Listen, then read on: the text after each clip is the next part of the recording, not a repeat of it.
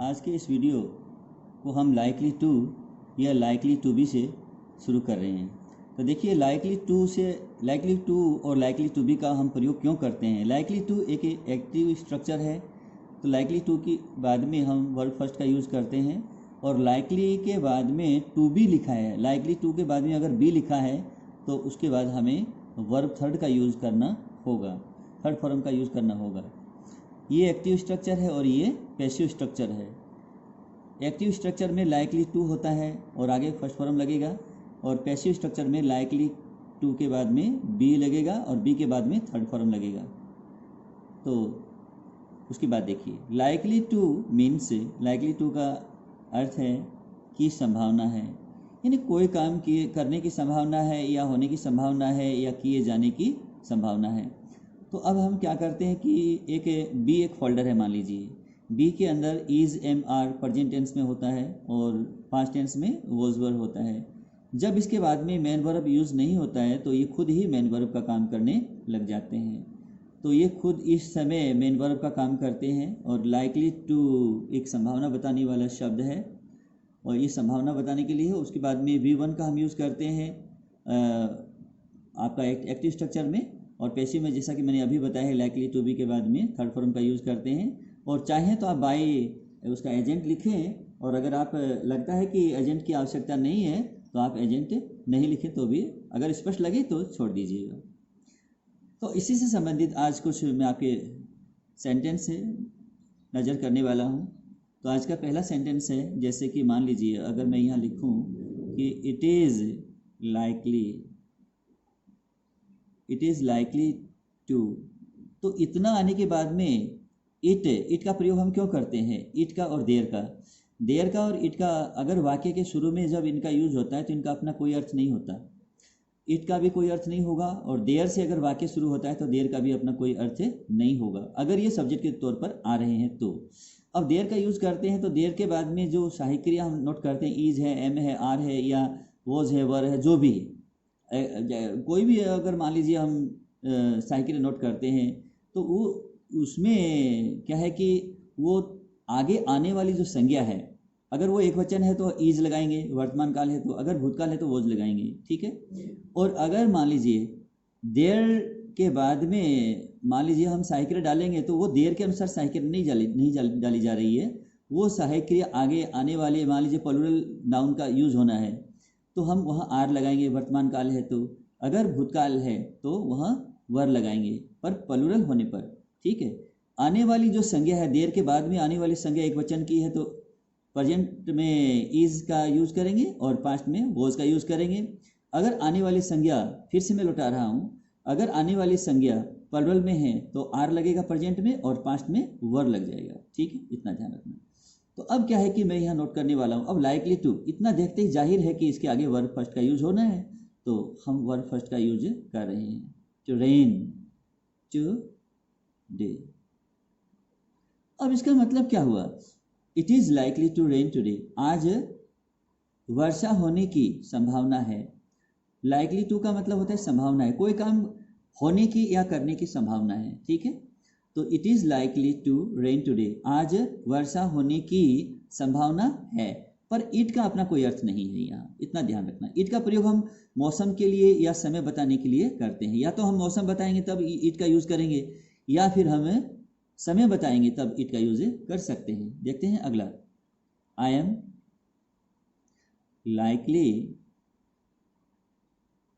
M likely to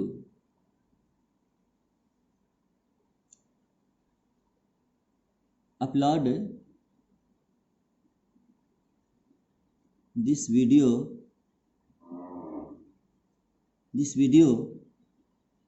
at 2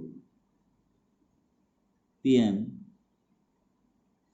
I am likely to upload this video at 2 PM. 2 बजे तक मेरी इस video को अपलोड करने की संभावना है। मेरी संभावना है, मेरी संभावना है टू अपलोड दिस वीडियो, इस वीडियो को अपलोड करने की, इस वीडियो को अपलोड करने की संभावना है एट 2 PM, 2 बजे, यानी दिन के ठीक 2 बजे मेरी इस वीडियो को अपलोड करने की संभावना है। तो अगला देखिए, अब यहाँ ये नहीं कि आई का मतलब मैं होता है, ठीक है, ये तो हिंदी की बातें हैं, लेकिन इंग्लिश में अब मैं, अब हिंदी में आप क्या कहेंगे, आई का मतलब मैं भी हो जाएगा, मैंने भी हो जाएगा, लेकिन इंग्लिश में ऐसा नहीं है। मान लीजिए अगर लिखना है तो वाक्य के शुरू में अगर मेरी शब्द आ रहा है तो जाहिर है कि आपको मेरी के लिए नहीं, कि अगर मेरी का माई लिखना चाहते हैं तो माई तब लिखेंगे ना जब नाउन का यूज हो। माई के बाद में अगर नाउन है आपके पास में तब तो आप लिखिएगा माई। अगर मान लीजिए नाउन नहीं है तो फिर सब्जेक्ट ही डाला जाएगा, सब्जेक्टिव केस का यूज होगा वहाँ, ये ध्यान रखने की आवश्यकता है अगर वो डूअर है तो। देखिए अगला sentence, she is likely, he is likely to, he is likely to publish a book, publish a book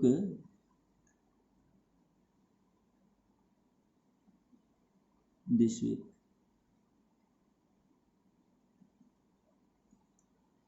she is likely to publish, he is likely उसकी संभावना है क्या करने की, to publish a book एक पुस्तक प्रकाशित करने की संभावना है, उसकी एक पुस्तक प्रकाशित करने की संभावना है दिस वीक इसी सप्ताह। तो अब देखिए अगला,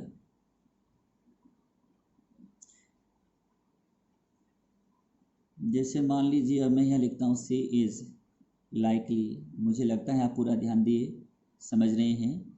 सी is likely to come here now,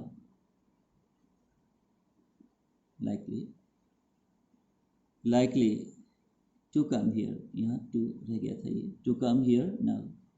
she is likely to come here now, उसकी संभावना है, she is likely to उसकी संभावना है क्या करने की, to come here now यहाँ अब यहाँ आने की, उसकी संभावना है अब यहाँ आने की, उसकी अब यहाँ आने की संभावना है, she is likely to come here now।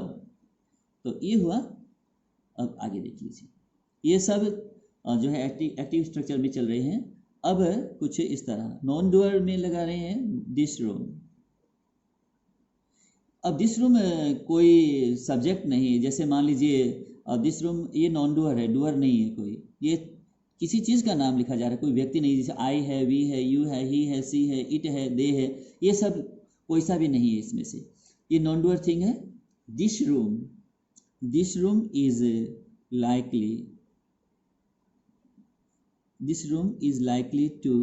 अब आपको मालूम नॉन डूअर थिंग है, ये नॉन डूअर सब्जेक्ट है आपका, यानी डूअर नहीं है, नॉन डूअर है, इसलिए इसके आगे टू बी लगेगा। क्या लग जाएगा, to be. To be, this room is likely to B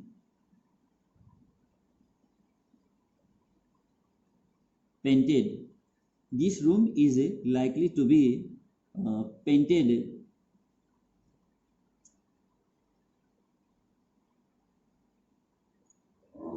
is likely to be painted. यहाँ हम जो है वॉज कर देते हैं, WAS वॉज कर दिए यहाँ, तो टेंस सही हो जाएगा। Yesterday, this room was likely to be painted yesterday, इस कमरे को कल रंग किए जाने की संभावना थी लेकिन हुई नहीं, संभावना थी लेकिन यह काम हुआ नहीं। This room was likely to be painted, इस कमरे को कल जो है, कल का मतलब है यस्टरडे, इस रूम को कल, इस कमरे को कल रंग किए जाने की संभावना थी। अब लाइकली टू बी के बाद में थर्ड फॉर्म हुआ पेंटेड, यानी रंग किए, अब रंग हुआ नहीं है, रंग होने की संभावना थी, रंग किए जाने की संभावना थी लेकिन ऐसा हुआ नहीं, तो ये पैसिव स्ट्रक्चर में लिखा गया था, तो इसमें संभावना थी लेकिन हुआ नहीं। अब देखिए अगला, this video, this video is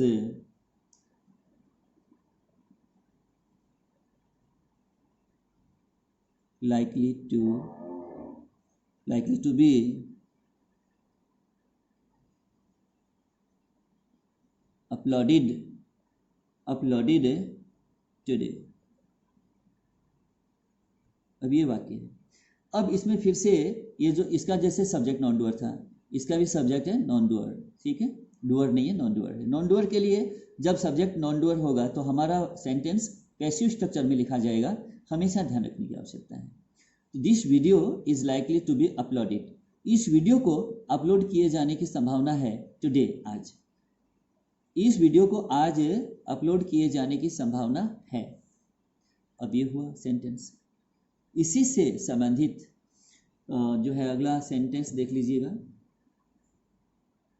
जैसे कि अब हम यहाँ लिखें दिस लेसन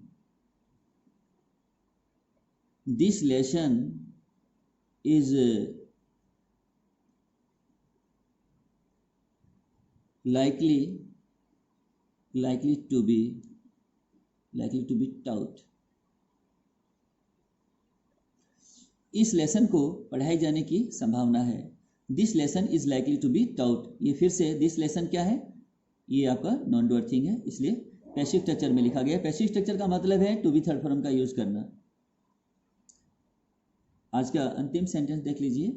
जैसे मान लीजिए अब यहाँ मैं लिख दूँ कि लिखता हूँ कि this house is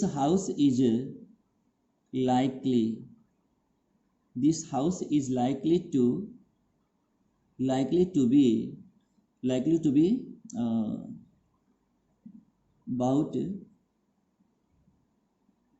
bought by us। अब बाय अस लिखते हैं, इसमें कोई दिक्कत नहीं क्योंकि पैसिव स्ट्रक्चर में है। ये फिर से नॉन डूअर है। तो this house is likely to be bought, इस मकान को, इस घर को खरीदे जाने की संभावना है, किसके द्वारा, बाय अस, हमारे द्वारा, यानी खरीदने वाले हम होंगे, और इस घर को जो है खरीदे जाने की संभावना है। तो ये मुझे उम्मीद है कि आपको पूरा वीडियो समझ में आ गया है। तो सारे वाक्य बार बार आप देखिएगा, समझिएगा, और इस सभी सेंटेंसों को सीखने के बाद में लाइक कीजिएगा, शेयर भी कीजिएगा। Thank you.